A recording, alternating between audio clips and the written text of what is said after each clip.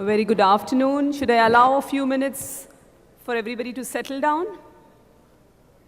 Okay, till the people who are still having coffee, let's have a show of hands. How many of you sitting in the audience have stand-alone small practices or superb? Very good. Excellent. Now, all those people who have raised their hands, amongst them, how many of you are attempting to start the entry-level NABH journey? Okay, that's quite a good number for me to start this talk. So thank you very much, Dr. Senthil, for letting me be a part of this amazing conference. You know, we have got such varied ideas and so many take-home points today through the day.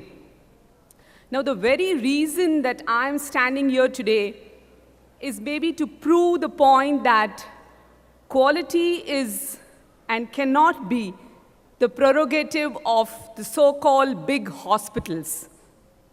Do you agree with that? Superb. Yes, I could hear some yes over there. And it is possible. The second most important thing is that it is possible to sustain and grow in smaller practices to start with quality practices, with quality as the main goal. 15 minutes of time, it's impossible for me to exactly tell you what, but I would want you to just listen to certain different concepts, what we have implemented, what we have learned from other industries, what we have learned from giants from within our industry. This is the scope of my talk.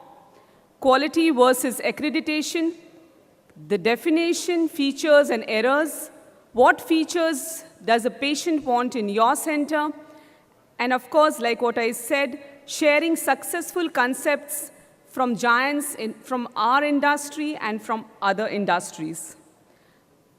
We have to accept the fact that there are different voices amongst the fraternity. There is a no to NABH group on Telegram which says that that's a historic movement. Well, I, being a complete believer in this system and an NABH assessor myself, would want to say that these are just sour grapes. But then, if I say so, what about this? A BMC Health Service research said that they have actually challenged the holy grail of hospital accreditation. And they have concluded that in their cardiology services, accreditation does not equate to patient satisfaction. So where are you? Have I left you a little more confused? I'm an assessor, I believe in accreditation, and then I now have given you some varied opinions. So for the next 12, 13 minutes, let's not talk about accreditation. Let's just talk about what are the simple things, what we have done, and which has benefited us, and which might help you think. Let's start with the very definition of quality. A management guru will tell you that quality is business excellence, performance excellence. And friends, you have to understand that healthcare is one service which directly and personally affects human beings.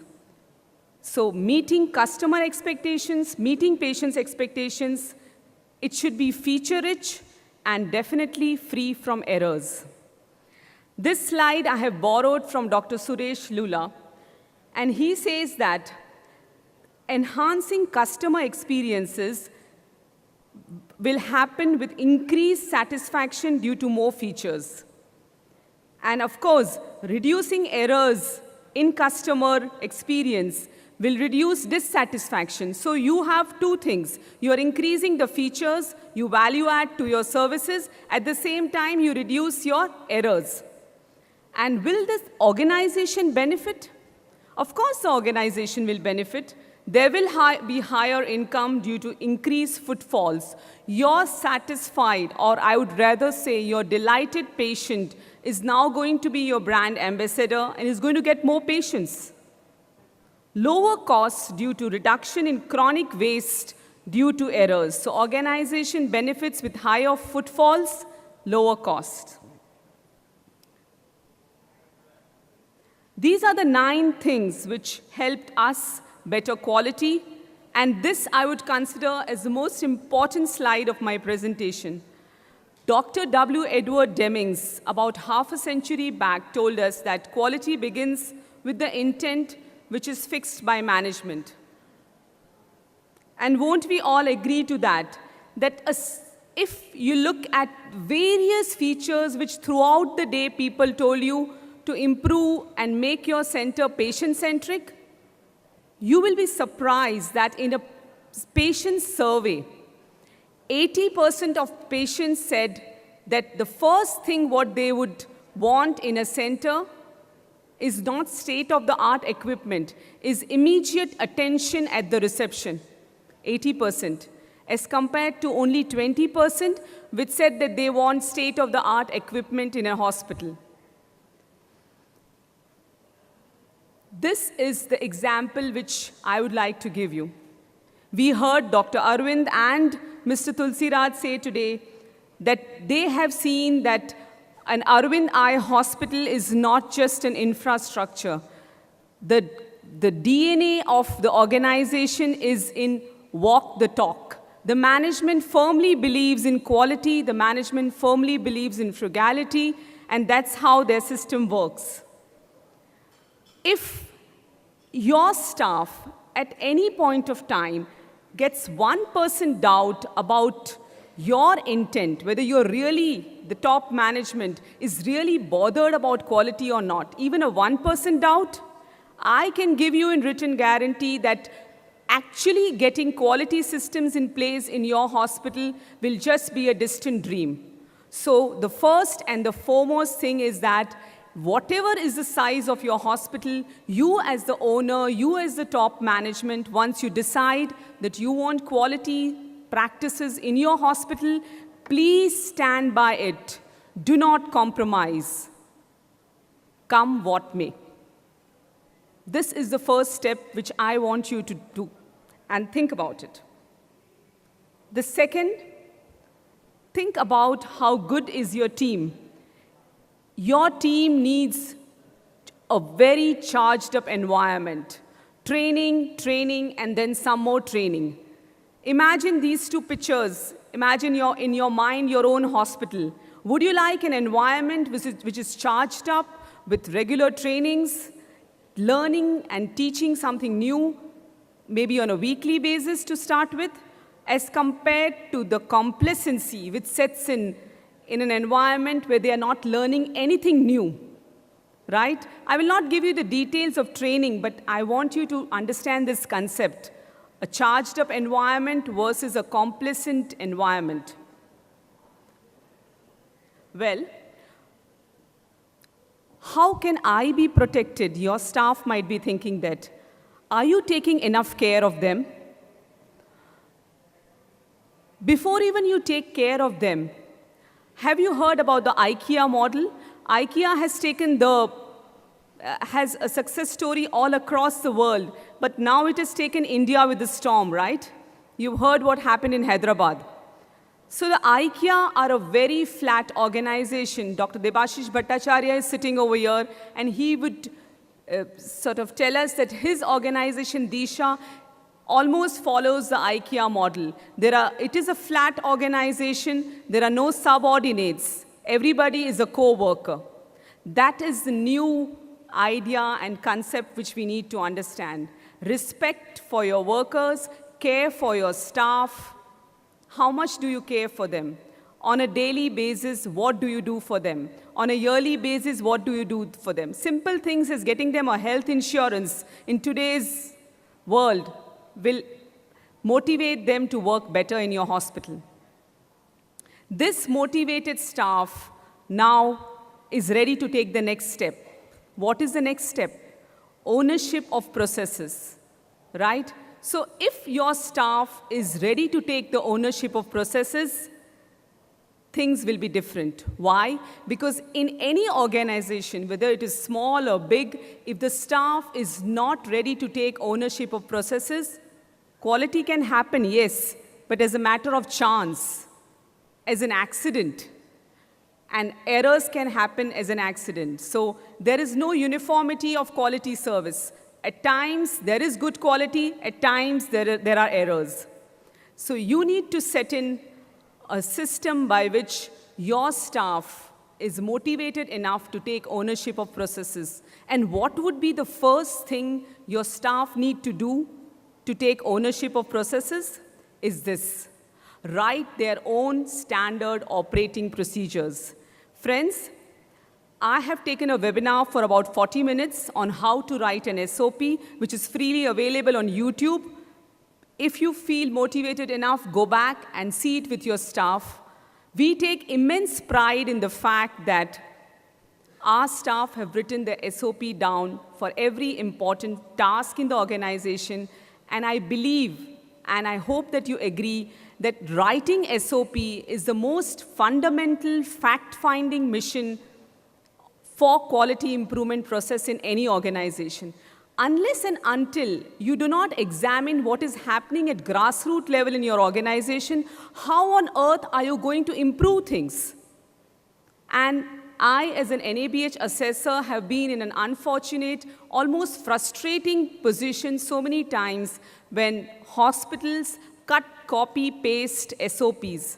And we as assessors have to read them beforehand before we go to the center.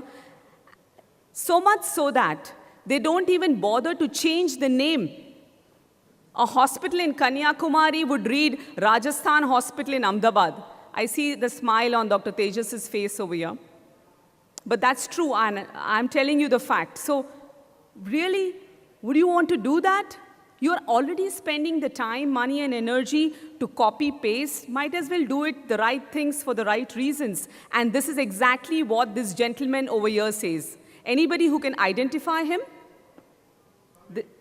Sorry, yes, that's right. I think it was Mr. Walia. That is Captain Sullenberg. This gentleman landed 155 passengers safely on the Hudson River.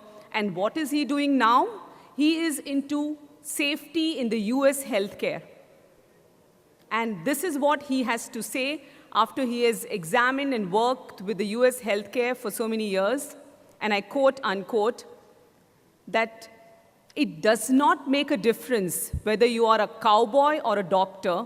And I repeat, it does not make a difference whether you are a cowboy or a doctor if you are working in a hospital and not ready to follow systems and protocols. Yes, my friends, it is about time that we get warmed up to the idea of working with SOPs, be a part of writing SOPs ourselves, or helping, delegating, or at least reviewing and approving SOPs. That is the only way forward. You imagine your one OT staff who has worked with you for 10 years. Now he has to leave for whatever reasons, and you sit and cry. Because all work, what he was doing, has gone along with him as an unretained information. Isn't it unretained? But imagine a situation that all what he was doing was written down in written instruction form in your SOP book. The next person who is going to take over, his life is going to become so easy. Attrition will not pinch you at all.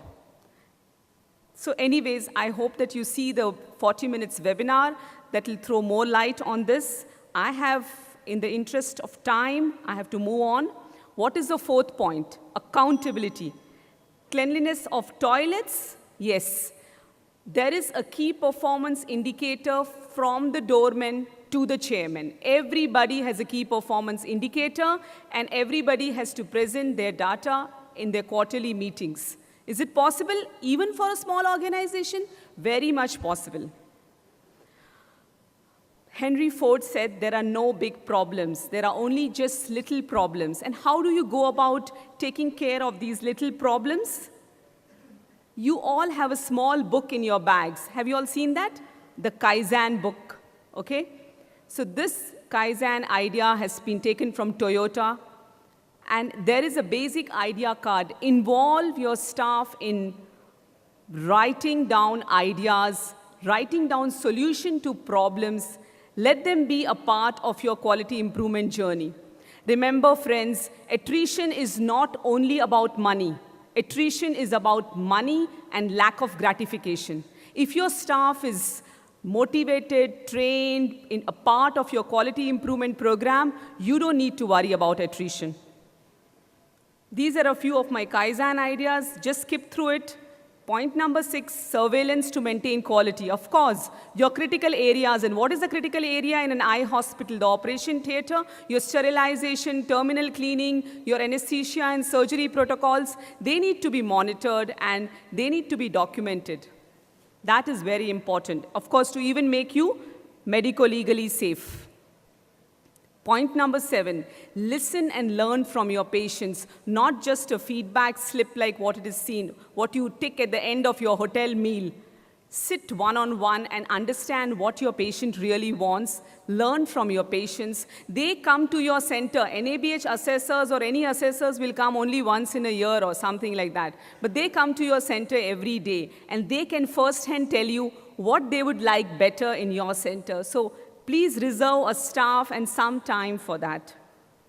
What is this? A mistake is a treasure. This is also a Japanese proverb. A mistake is indeed a treasure. You can learn so many things from your mistake and do the kappa, corrective action, preventive action, so that many more patients don't suffer because of the same mistake. And friends, a little documentation will not hurt. Why? Because if it is documented, you do not rely on your memory. And anything which is written down, there is more likelihood that it will be followed correctly. It will be taken a little more seriously. Have committees. Forget about any accreditation. Even your biomedical waste 2016 rules mandates an HIC committee every month. And yes, only if you spare time and meet every month, you will be surprised how many new small Kaizens, incremental improvements you can bring in your hospital infection control, which will go a long way in reducing your SSI and improving quality. Let me just summarize the 9 points, what I've told you so far. Of course, management, your heart is in the right place.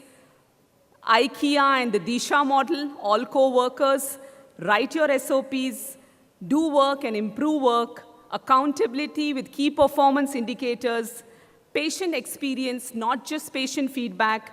A mistake is a treasure, learn from your mistakes, and committee meetings. You are already doing so many good things now, and I'm sure most of you must be already doing it. So then, what is this? Accreditation is a slam dunk. Both of my daughters play basketball, and they tell me, Mom, this is a slam dunk. Yes, it is, because if you have done these many things, you are already compliant to more than 50% of NABH standards. Well, doesn't it make sense to do it this way, rather than just do accreditation, get a consultant, do things what you don't understand? Do the correct thing, improve quality in the right manner, and accreditation is a very easy deal. We have opened the doors of our center in a knowledge-sharing platform called I for Quality, and it might be a drop in the ocean, but we have trained more than 200 people, hospital administrators, doctors, and nursing officers on implementing quality standards after understanding the why of everything. Thank you so much. Thank you so much, Dr. Samina, for keeping the crowd alive and kicking. I request Dr. Malti to present a small memento to Dr. Samina.